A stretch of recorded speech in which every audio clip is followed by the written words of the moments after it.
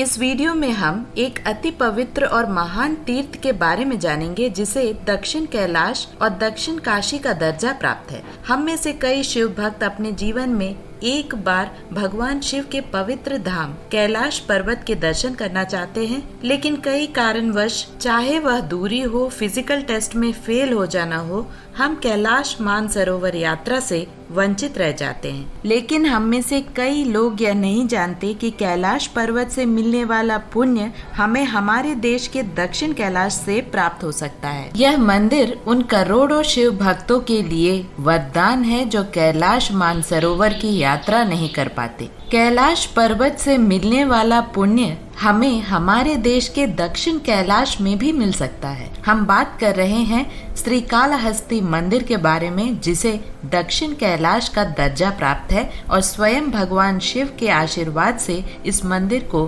कैलाश पर्वत जितना पवित्र माना जाता है। श्रीकालहस्ती मंदिर आंध्र प्रदेश के चित्तूर में स्थित है और यह मंदिर तिरुपति से 36 किलोमीटर की दूरी पर है। यह मंदिर सुवर्णमुखी नदी के तट पर है। श्रीकालहस्ती मंदिर भगवान शिव को समर्पित है। यह भगवान शिव के वायुलिंगम यानी हवा का प्रतिनिधित्व करने वाला शिवलिंग है। यह शिवलिंग देखने में सबसे अलग और बहुत ही भव्य है। गर्भगृह में 2 दीपक हमेशा जलते रहते हैं, जिसमें से एक दीपक सदा शिव भगवान के वायुलिंगम की वजह से हिलता रहता है और अस्थिर रहता है। इस मंदिर को 5वीं शताब्दी में पल्लव साम्राज्य के राजाओं ने बनवाया था, जिसे 11वीं और 15वीं शताब्दी में विजयनगर साम्राज्य के राजाओं ने जीर्णोद्धार करवाया और पुनः निर्माण कराया। श्रीकालहस्ती नाम में भी एक अर्थ छुपा हुआ है। श्री यानी मकड़ी, काल यानी सर्प और हस्ती यानी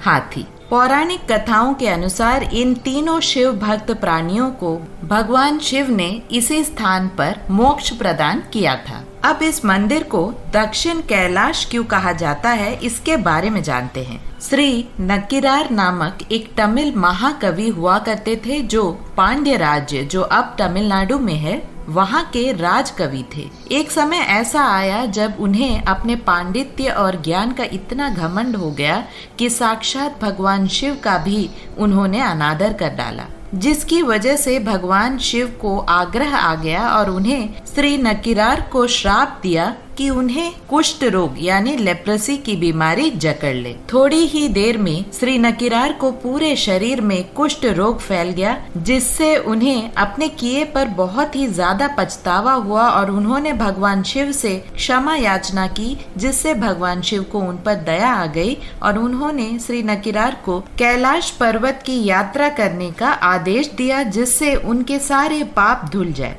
श्री नक्किरार ने अपनी यात्रा प्रारंभ की। पांड्य राज्य दक्षिण भारत में स्थित है और वहां से उन्होंने अपनी कैलाश मानसरोवर यात्रा प्रारंभ किया, लेकिन रास्ते में उन्हें कुष्ठ रोग की वजह से बहुत ही पीड़ा हुई और उन्होंने फिर से पूजा प्रारंभ किया, जिससे भगवान सुब्रमण्यम यानी भगवान अयप्पा, जो भगवान शिव के ही पुत्र हैं, उन्हें दर्शन देकर कहा कि तुम्हें और पीड़ा उठाने की आवश्यकता नहीं है। जैसे ही तुम आँख खोलोगे, तुम एक नदी में तैरोगे, वही गंगा नदी होगी और तुम्हारे सामने जो मंदिर तुम्हें दिखेगा, उसका शिखर ही कैलाश पर्वत होगा। बस फिर श्री नक्किरार ने जैसे ही आंखें खोली, उन्होंने अपने आप को एक नदी में तैरता हुआ पाया, जो सुवर्णमुखी नदी थी, और सामने एक मंदिर भी देखा जो श्रीकालहस्ती मंदिर था।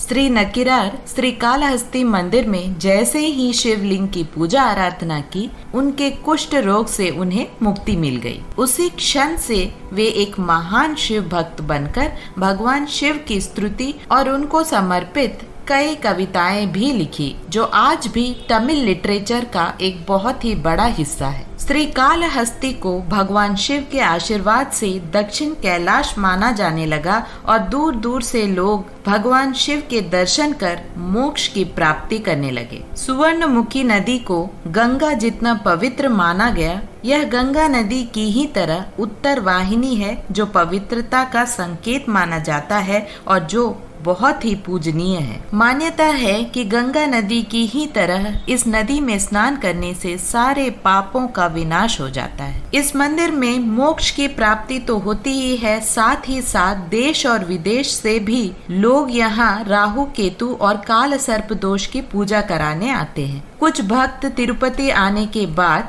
भगवान बालाजी के दर्शन करने के बाद श्री कालहस्ती आते हैं और दोष निवारण पूजा भी करते हैं। यहाँ ध्यान देने वाली एक बहुत बड़ी बात है जो मान्यता के अनुसार हमें ध्यान में रखना चाहिए। श्री कालहस्ती मंदिर के दर्शन के बाद हमें सीधे घर जाना चाहिए। किसी और मंदिर के दर्शन या मित्र और बंधुओं के घर भी नहीं ठहरना चाहिए। जब भी आप कालहस्ती आए और दोष निवारण पूजा करवाना चाहते हैं, जैसे काल सर्प दोष शांति या राहु केतु पूजा, तो बाहर से कोई भी सामग्री ना खरीदे। आप सीधे मंदिर जाकर इन पूजाओं के टिकट ले सकते हैं और इसी टिकट में ही आपको मंदिर प्रशासन द्वारा इस दोष निवारण पूजा की पूरी सामग्री प्राप्त हो जाती है। ध्यान रखें कि जब भी आप इस पूजा में शामिल हो तो धार्मिक ड्रेस ही पहन के जाएं। यह पूजा सामूहिक पूजा होती है। मंत्र के उच्चारण के समय ध्यान रखें और साथ ही साथ मंत्र का उच्चारण करें। मान्यता है कि यह दोष निवारण पूजा से घर के कलेश दूर हो जाते हैं, शादी में विघ्न, नौकरी में देरी, शनि प्रभाव जैसे कई सारी परेशानियां भी दूर होती हैं। हमारे देश के साथ साथ विदेश से भी कई लोग यहाँ पे दोष निवारण पूजा के लिए भी आते हैं। अगर आप तिरुपति से कालहस्ती जाना चाहते हैं तो बहुत सारे प्राइवेट और गवर्नमेंट बसेस हैं। प्राइवेट व्हीकल्स भी आपको बहुत ही आसानी से प्राप्त हो जाता है। तिरुपति से रेलवे सेवाएं भी कालहस्ती तक हैं। कालहस्ती रेलवे स्टेशन 3 किलोमीटर दूर है कालहस्ती मंदिर से। जब भी कालहस्ती जाएं, सुवर्णमुखी की मणिकर्णिका घाट पर स्नान अवश्य करें। मान्यता है कि इस स्नान से आपके सारे पाप धुल जाते हैं और पुण्य की प्राप्ति होती है। इसके साथ साथ मंदिर परिसर में पाताल गणपति भी विराजमान है,